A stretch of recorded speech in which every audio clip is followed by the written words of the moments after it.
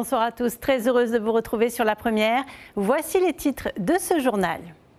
La Saintonge sera finalement restaurée et conservée. Le bâtiment historique âgé de 133 ans a failli être détruit, mais le conseil municipal d'Arouet a choisi de réhabiliter l'ancienne mairie. Troisième collectif budgétaire de l'année à l'Assemblée. Parmi les sujets brûlants, la santé. Les représentants ont débattu sur l'attractivité des postes des professionnels de santé. Le retour des rameurs tahitiens de Rio avec 13 titres mondiaux en poche. Nos athlètes sont toujours les meilleurs au plan international, mais se font rattraper notamment par les Brésiliens. C'est l'un des sujets que nous aborderons avec notre invité Rodolphe Apuavi, président de la Fédération tahitienne de Va'a. L'élection de Mister Tahiti approche. D'ici le 27 septembre, nous vous présenterons les 10 candidats. Ce soir, place au portrait de Raphaël Dubois, le candidat numéro 1. Enfin, dans ce journal, ce soir, le chanteur Glenn Ewang du groupe Maoli. Les musiciens hawaïens sont attendus à Tohata vendredi pour une soirée unique. Glenn Ewang est à Tahiti depuis quelques jours déjà. Il nous dira ce qu'il a prévu de chanter entre country et reggae. La musique de Maoli fait du bien. C'est le soulagement pour les amoureux de la Saintonge. Le bâtiment historique ne sera finalement pas détruit. Après des années de débats au sein du conseil municipal et même d'un projet de consultation de la population, l'édifice sera finalement restauré. Propriété de la ville depuis 1978, l'ancienne mairie ne perdra ni son âme ni son histoire. Mélissa Chong, Juan Potoru et Teiva Ribé nous en disent plus. La Saintonge d'Arouet, 133 ans, sera finalement rénovée. Ce choix, adopté en conseil municipal le 19 août dernier, met un terme au débat opposant rénovation et démolition. Je pense qu'on va garder toute la partie vraiment historique, puisqu'il y a des parties qui ont été rénovées de manière moderne et qui donc n'ont plus lieu d'être dans une rénovation, on va dire, historique. Par contre, elle va se passer en plusieurs étapes. Je pense que là, il va d'abord y avoir une vraie étude plus poussée que celle de l'architecte pour aussi le financement, les coûts et les différentes étapes de cette rénovation. Mais cette décision ne fait pas l'unanimité. Pour Jackie Briand, la vétusté du bâtiment justifiait sa démolition totale. La première étude a été faite sous la mandature de Philippe Schill, qui arrive à la conclusion que le bâtiment est dans un état de délabrement. Que fait le conseil municipal? Il extériorise nos services de ce bâtiment. Nous, on a un peu un doute sur la sincérité de cette étude. Donc, on refait une deuxième étude qui arrive à la même conclusion. Est-ce qu'on est suffisamment objectif pour dire qu'on prend des risques de sûreté du bâtiment et de sécurité du personnel qu'on mettrait à l'intérieur? Selon la commune de Arouet, une récente étude des services de l'État a confirmé la solidité des fondations, validant ainsi sa restauration. La construction en elle-même, les poutres qui datent de 1800, sont toujours là, presque en bon état. Alors que tout l'habillage qui est autour, effectivement, sont pourris. Donc ils nous disent qu'il est possible de rénover la Saintonge. Quelle bonne nouvelle, même si nous avons pris du temps. Mais je pense que cela était nécessaire pour avoir une bonne réponse avant que l'on prenne cette décision. L'État et le pays se sont engagés à financer 80% des travaux pour préserver ce monument historique. Le coût total du chantier, toujours en cours d'évaluation, est estimé à 113 millions de francs pacifiques. Santé, l'hôpital de Taoné a inauguré cet après-midi son deuxième accélérateur de particules. Cet équipement de pointe renforce les capacités de prise en charge des patients atteints de cancer.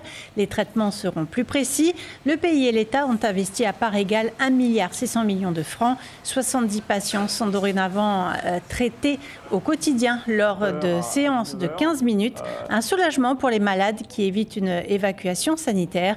Les précisions d'Émilie Tessiras d'Amazon Pacifique au micro de Patrick Tinsing. Cette deuxième machine, on l'accueille avec joie parce que les Evasam, c'est quand même très fatigant. La radiothérapie, elle arrive après déjà d'autres traitements, souvent de la chimiothérapie, des opérations. On est déjà très fatigué. Après, si on doit être évassané en métropole ou en Nouvelle-Zélande, c'est fatigant, loin de ses proches qui peuvent nous aider à nous aider au quotidien. Et la radiothérapie en elle-même est aussi très fatigante. Donc c'est compliqué. Là, ça va être un réel confort de rester chez soi et d'être soigné de A à Z ici au Fénois. La santé était justement au centre des discussions ce matin à l'Assemblée de la Polynésie lors du vote du 3e collectif budgétaire. Comment rendre la Polynésie plus attractive pour les professionnels de santé? C'était l'un des enjeux des réformes, c'est l'un des enjeux des réformes à venir. Le point avec Ignacio Raveino et Jérôme Lee. La santé dans ce pays, c'est à nous de gérer. Ça devrait être réglé. Et pour ce faire, l'Assemblée valide une rallonge de 500 millions de francs pacifiques pour la santé sur le reliquat de l'exercice 2024. Sur le reliquat de résultat 2024, 6 milliards de francs qu'on a redéployés entre les différents ministères pour finir l'année. Et c'est ce qu'on a discuté ce matin dans l'Assemblée. On a par exemple eu en grosso modo 500 millions de francs qui ont été affectés à la santé, notamment au CHPF, à l'Institut du Conseil, des partenariats avec Gustave Roussy, en métropole. L'instance valide unanimement, mais la sénatrice Lana Tetuanui émet quelques réserves, surtout après les annonces du ministre Cédric Mercadal. Il faut recruter encore 2 médecins sur Montréal pour ouvrir l'hôpital entièrement, ce qui permettra de décharger la situation du CHPF. Pour le ministre de la Santé, tout va bien. Or, la sonnette d'alarme a été tirée quand même, aussi bien par la directrice du CHPF, par les directeurs de la santé. Et je ne vous parle pas de tous les problèmes de fonctionnement qu'il y a dans les hôpitaux périphériques. Début du mois de juillet de cette année, les hospitalisations sont arrêtées à Moorea. En cause, il manquait 5 médecins. Juin 2025, ce sont 8 postes qui ne seraient pas pourvus aux urgences du CHPF et 23 dont 2 médecins sur la même période à Taravao. La représentante Lana Tetuanui pointe du doigt les lenteurs administratives. Quand la direction de la santé doit instruire un dossier, ne serait que de remplacement, je ne parle pas encore de recrutement, de remplacement, eh bien, les 3 mois passeront avant qu'un contrat puisse être établi, ne serait-ce que pour un remplacement. Sa solution, la création d'un statut spécifique au personnel de santé qui permettrait de gérer, je cite, « les crises de fonctionnement de notre hôpital ». Fin de citation. Et la séance reprend demain en début d'après-midi. En bref, la grève continue au sein de la société Socimat avec 80% de grévistes. 3 points sur 4 ont été négociés. Ça bloque au niveau des 5% d'augmentation de salaire. Écoutez l'un des délégués du personnel du syndicat Force ouvrière au micro de Taïva Ribé. Beaucoup de difficultés à obtenir justement les 5% général sur tout l'ensemble du personnel. Et je pense qu'attendez justement ça et que malheureusement ça ne les convient pas. Donc je vais devoir rencontrer la direction pour faire part de la décision prise à l'ensemble du personnel et que nous allons continuer le mouvement et qu'on se reverra demain pour, je pense, durcir le mouvement. Nous vous en parlions hier, les rameurs tahitiens sont de retour de Rio après leur participation au championnat de VAA longue distance. Dans leur valise, 21 médailles, dont 13 en or. Après ce séjour intense au Brésil, l'heure est au bilan pour la Fédération tahitienne de VAA.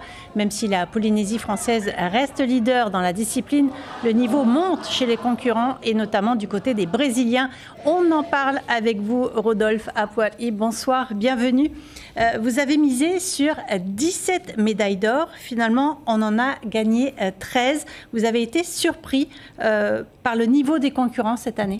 Oui, tout à fait. Donc, en arrivant sur le Brésil, donc on a vu avec les athlètes qui sont sur la course. Donc, on a remarqué que pas mal de ces Brésiliens étaient ici pendant notre l'été. Ito, ils s'entraînent ici parce que, par exemple, comme le junior, il est rentré une semaine avant la compétition, donc il s'était entraîné ici avec nos champions ici à Tahiti. Hein. Oui, il y a des champions qui vont même au Brésil pour transmettre leur art. Voilà, tout à fait. Hein. Nous avons une bonne dizaine de Tahitiens qui y vont, ils se font rémunérer, donc, mais en même temps, cette technique, elle commence à être saisie par nos étrangers. Hein. Donc là, il faut vraiment qu'on... Il va falloir mettre les bouchées doubles. Est-ce que la suprématie tahitienne dans le VAA est menacée? Il peut être menacé hein, si on reste Il ne faut pas s'endormir, comme disait l'un des rameurs hier soir. Il ne faut pas dormir. L'entraîneur bien connu, René Avaipi, s'inquiète pour les championnats du monde de vitesse l'année prochaine à Singapour. Est-ce que des courses de vitesse seront inscrites au calendrier pour préparer ces épreuves? Alors, tous les ans, nous mettons en place le calendrier de vitesse, mais 1 an sur 2, on fait plus pour les jeunes. Hein, donc, on va faire toute l'année, enfin, une fois par an, on fait la course des jeunes, c'est-à-dire de 8 ans jusqu'à les juniors, parce que les seniors vétérans, ils sont très peu à venir participer parce qu'ils se préparent pour les grandes courses de V1 en marathon. Le calendrier est chargé. Aussi bien, mais je pense que là, on va reproposer à faire venir encore nos adultes et on verra après la participation. Par contre, le comité avec Inuiva a mis en place une course de vitesse donc à la fin de l'année et qui sera répétée tous les ans. Donc là aussi, on aura plus de vision de voir que ces athlètes, les chronos de chacun, parce que beaucoup ne participent pas du côté d'adultes. Chez les enfants, les jeunes, il y a ce qu'il faut, ils viennent à toutes nos courses. Alors peu de femmes ont participé, c'est dommage de voir un départ sans les Tahitiennes. Il y a 11 courses où elles étaient absentes, pour quelle raison?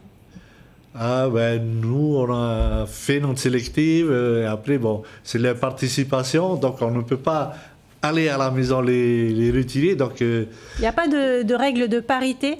Non. Donc, il y a la quote-part des femmes, il y a la quote-part des hommes, mais après, c'est le niveau hein, parce que si on a un niveau trop bas, donc c'est pas la peine d'envoyer. Hein. Donc là, c'est ce qu'on a un peu fait. Et en même temps, c'est par rapport aussi au budget de... On sacrifie les femmes pour le budget? Non. Il y a les cadettes, les juniors filles, les seniors dames sont là. Mais c'est plus la partie vétéran, aussi bien qu'en homme qu'en femme, que le budget est vraiment... Alors, pour revenir sur les temps forts de ces championnats du monde au Brésil, est-ce qu'il y a des moments ou des athlètes qui vous ont marqué en particulier?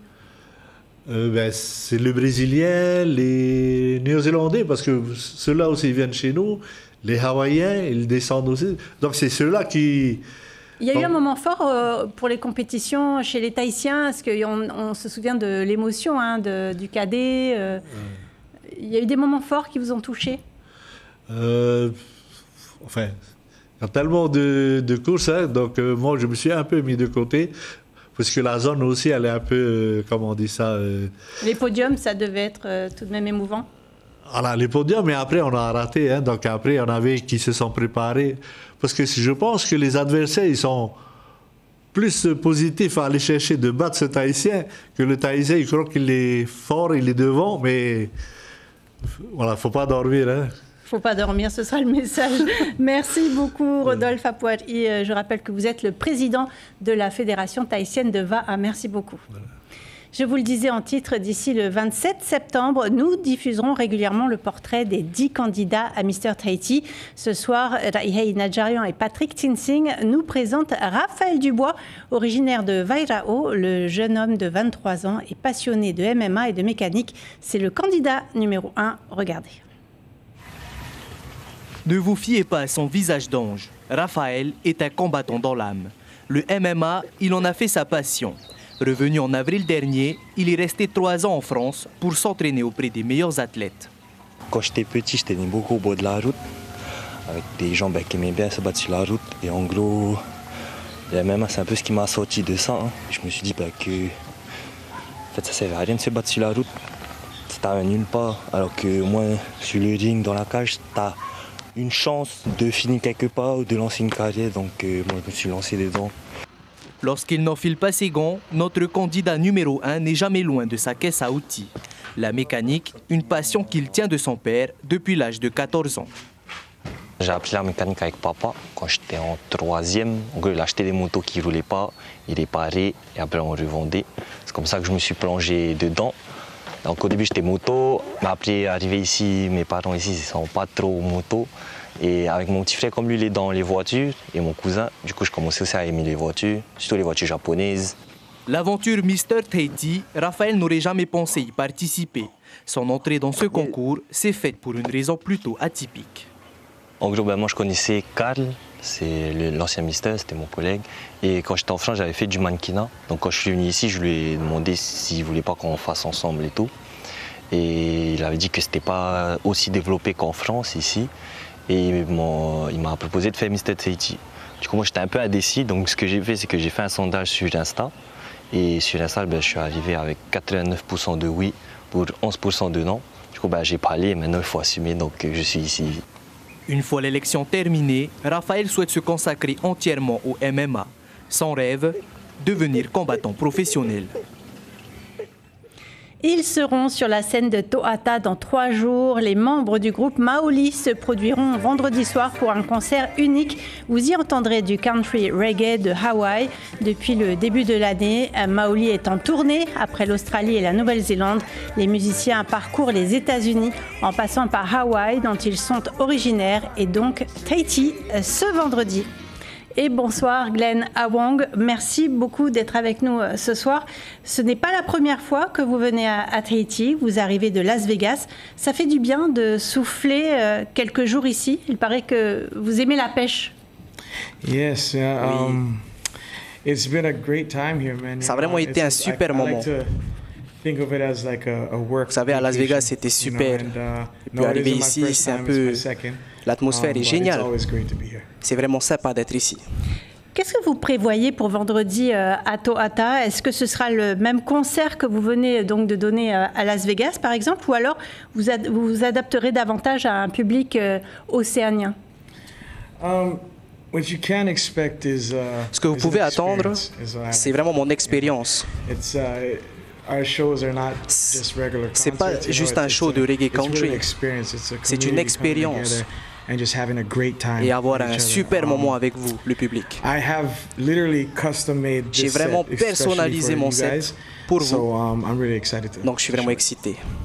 Alors, votre style de musique a beaucoup évolué depuis la création du groupe en 2007. Comment s'est fait cette évolution? Je dirais que c'est l'expérience. Lorsque l'on grandit dans la musique, on fait des rencontres dans la vie, on essaye de nouvelles choses, de nouvelles sonorités. Et donc je reste moi-même, c'est ça le secret. Vous êtes originaire de l'île de Maui, mais plutôt de l'intérieur des terres, ce qui explique aussi votre goût pour la country. Comment est-ce que votre identité hawaïenne se retrouve dans vos chansons? Donc de là où je viens, il y a beaucoup de musique country. On peut même dire que chez nous, on appelle ça le Cow West. Et on a grandi avec ça. Donc la country music, ça a toujours été de chez nous. Dans l'histoire. Et c'est notre lifestyle. Ça a toujours été une super chose pour moi. Et la culture hawaïenne que l'on peut voir sur la pirogue Hokulea, par exemple, qui traverse le monde. Est-ce que c'est quelque chose que vous vivez aussi? Absolument. Alors, vous êtes déjà venu en 2016. Vous étiez alors l'invité du chanteur Fiji, qui malheureusement nous a quittés il y a un mois maintenant. Vous l'avez bien connu? Je le connaissais vraiment bien. C'était mon grand frère, on peut le dire. Et il me manque beaucoup. Et ensuite, après ce concert, j'irai à Fidji pour lui rendre hommage. Et vous avez créé une fondation pour aider les jeunes chanteurs. Est-ce que les chanteurs tahitiens peuvent faire appel à vous? Les chanteurs tahitiens peuvent. Je ne connais pas vraiment les chanteurs tahitiens, mais j'aimerais vraiment les aider et travailler avec eux. C'est l'objectif de votre fondation? For your foundation? Absolument. Qu'est-ce que vous pouvez nous dire sur votre prochain album? Ce sera le 10e, c'est ça? Yes, ça va être mon 11e album. Et donc je vais l'enregistrer à Nashville en Amérique. Et je suis en train justement de le préparer avec des featuring avec de grands artistes. Quelques noms? Name? Des artistes, les artistes qui vous accompagneront. qui vous accompagneront. Oh, yes. I'll probably have, I don't want to give off too much, but je n'ai pas envie de trop dire, mais il y en aura beaucoup. Vous allez le découvrir. Merci beaucoup Glenn Awang d'avoir été avec nous ce soir. Je rappelle que votre concert, c'est donc vendredi soir à Tohata, avec en première partie le groupe local Kailoa. Merci beaucoup. De la bijouterie traditionnelle réalisée à partir de matières premières telles que les coquillages, la nacre et les fibres locales, mais aussi des œuvres plus contemporaines associant matériaux locaux et extérieurs, c'est ce que vous aurez le plaisir de découvrir dans le hall de l'Assemblée. La 13e édition du salon artisanal Art du Fénois, organisé par les artisans de la fédération Papa Oa de Haroué, a ouvert ses portes ce matin. L'information principale de cette édition, ce sont les 500 millions de francs dédiés à la santé grâce au 3e collectif budgétaire discuté ce matin à l'Assemblée. Comment rendre la Polynésie plus attractive pour les professionnels de santé? C'est l'un des enjeux des réformes à venir. Au programme de votre soirée sur la première, le téléfilm Meurtre au Mont Ventoux, puis la série OPJ. L'information continue sur notre site internet avec cette agression violente d'un homme filmé et partagé sur les réseaux sociaux. Selon nos confrères de TNTV, la personne soupçonnée d'avoir porté les coups, un homme de 26 ans, a été placé en garde à vue. La victime est hospitalisée. Son état est stable. On arrive au terme de cette édition. Merci de l'avoir suivi. Belle soirée sur la première.